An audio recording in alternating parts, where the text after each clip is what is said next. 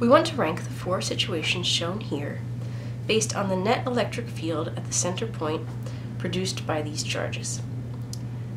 All these separations between the charges and the center point are the same distance d, and all the charges have the same magnitude of charge.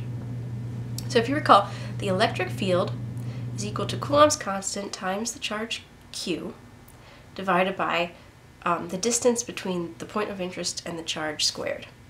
So this means that the further you are from a charge, the weaker is the electric field because of the 1/r dependence. And the direction of the electric field depends on the charge. So positive charges have lines that point away from them and negative charges point toward. So if we look over here, all of these charges, the pink ones and the red ones, are all 2d away from the center point. So they will all have the same magnitude. So these ones and these ones have the same magnitude. And these ones and these ones, so the green and the yellow, have the same magnitude. The green and the yellow ones are going to have a greater electric field because they're closer. So R is smaller, so this whole thing is bigger. So let's start with the small electric field contribution. So that would be the pink and the red. So if we start with the pink, it's going to be a vector that has a small magnitude. And for this first pink charge, the electric field points away. So it'll be a small vector pointing this way. This one will be the same, a small vector pointing this way. This one will be a small vector pointing toward the charge. And this one will be a small vector pointing toward the charge. Now, let's do the red charges. So it'll be the same magnitude because the pink one is distance 2d from the center and the red one is distance 2d from the center. So here's a positive charge that points away. Negative charge points toward. Positive charge points away.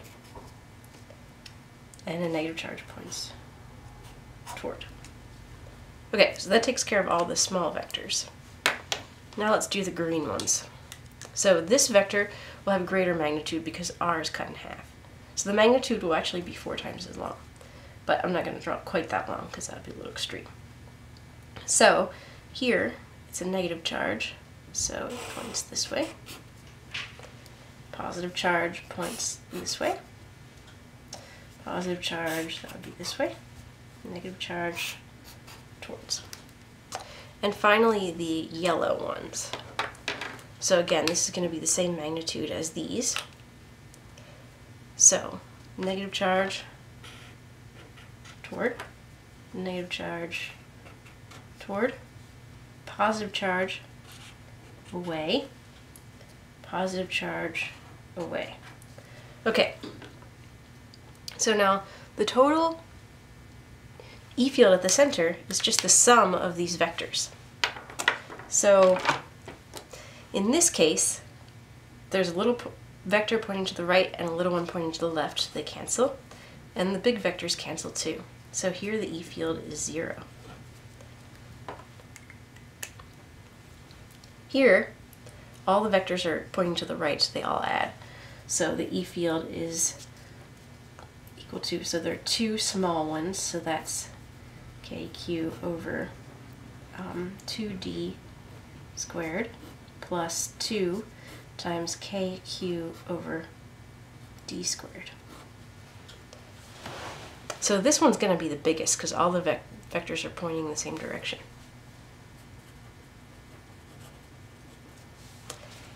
Here, the 2 big vectors cancel because they're in opposite directions, but the 2 small ones are here. So E will be 2 kq over 2d squared. In this case, the 2 small vectors cancel, so we're just left with 2 times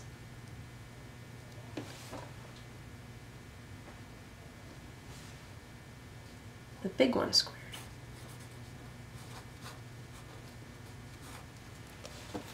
So this is the biggest. 0 will be the smallest. And this one will be, 4 will be bigger than 3 because these are two small vectors and these are two. So this is the second smallest. And this is the second biggest. So the order would be, from small to large, would be 1 is less than 3, is less than 4, is less than 2.